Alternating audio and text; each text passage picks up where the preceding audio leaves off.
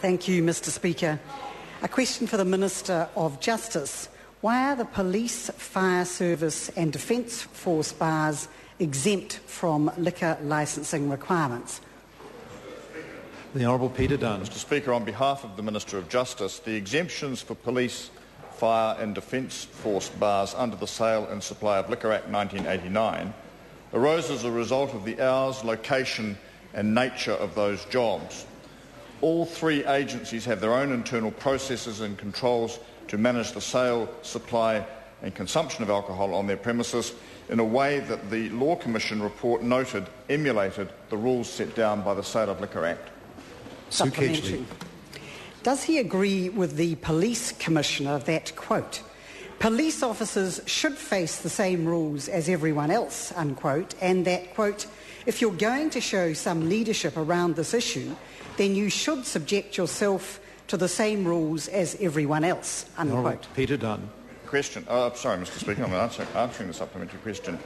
I think the short answer is to refer to what I said in my primary answer, namely that these conditions are set out in the current Sale of Liquor Act because the conditions under which those bars operate in many senses are parallel to the conditions in the Act, but the Government has made it clear that this is an issue that it's more than happy for the Select Committee to give some consideration to, and if it feels that the view adopted by the Commissioner of Police should be adopted in respect of the police and the other agencies, that's a matter this Parliament can give some thought to when the bill comes back.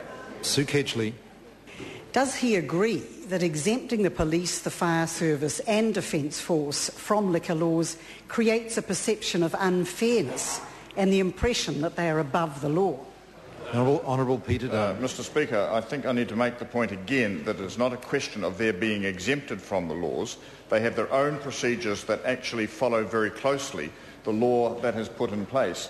As I say, when the Select Committee has the legislation before it and gives consideration to this matter and receives submissions upon it, it may well come to a different view. But I need to point out to the House, sir, that there are currently some 28 police bars only throughout New Zealand, and no new police bars have been put into place since 2005. So I suspect in many instances it's taken care of itself. Rahui Katane. Thank you, Mr Speaker. To the Minister, is the liquor licensing exemption for the police, fire service and defence force consistent with the decision made by the Minister of Corrections to exempt prison officers from the policy to ban tobacco in prisons? And what is the rationale behind awarding special privileges to these officials to exclude them from policy reform in alcohol and tobacco control? The Honourable Peter Mr. Dunn. Speaker, I will simply limit my response to the second part of the question, and I think I've explained the rationale, which is that these particular categories, the police, fire and armed forces bars, operate in a manner akin to that set out for other premises as laid down in the Sale of Liquor Act, and that as a consequence means that they operate in virtually the same way as every other outlet. Sue Kedgley. Does the Minister agree with the Prime Minister's statement, quote, our experience is that the police drink responsibly? If so, is he aware of the series of well-publicised cases of police being convicted of driving while drunk after drinking for many hours in police bars? And does he agree that this behaviour undermines respect for the police and their ability to uphold the law, especially the enforcement of liquor laws? The Honourable Peter Dunn. Mr. Speaker, I am aware of the Prime Minister's statement. I'm aware of the facts and the number of cases that the member is referring to, and I would make the observation that they probably fall in proportion to the same level of cases in general society.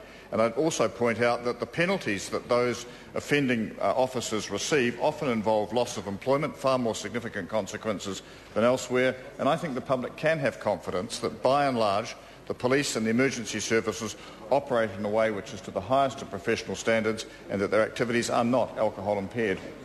Sue Kedgley. That's supplementary. Can he confirm that by exempting the police, defence and fire service bars from the requirements of the Sale of Liquor Act, they will be able to supply liquor at any time of the day or night, including to intoxicated people, and will be exempt from the requirement of all other bars in New Zealand to promote the responsible use of alcohol? The Honourable Peter Dunn. Mr. Speaker, I can't confirm the exact nature of the member's question, In all my experience of working with these groups, they take a very high priority in ensuring that they do promote responsible use of alcohol, that they take very strict and dim views of their members who infringe on that in that regard, and I've got no reason to believe that that's about to change in the future. Sue Kedgley. Why does the government believe it's important that Parliament should lead by example and give up its exemption, but police who enforce the law should not? The Honourable Peter Dunn. Mr. Speaker, I think the situations are somewhat different. There's been a rather unusual focus on Parliament's behaviour over the years. Parliament has decided that given the fact that we have one bar here only open for a limited number of hours each night, it's probably just as well to put it under the general licensing provisions. I don't think you can draw conclusions from that decision in respect of those other agencies. Question number 8, Charles Chauvel. Thank you, Mr. Speaker. My question is